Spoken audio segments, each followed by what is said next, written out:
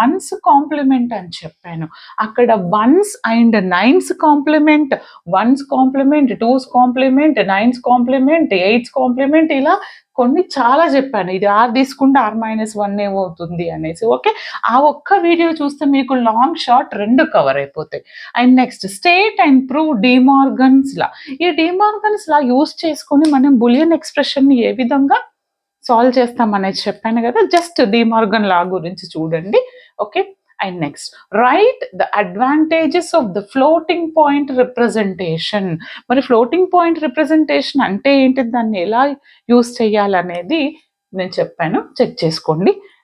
And difference between weighted and non weighted codes with example. ఇందాకే చెప్పాను, weighted codes is nothing but 2421 codes and we have another code reflection codes. వీటిని మనం ఏమంటాము, grey codes అని కూడా అంటాము. మరి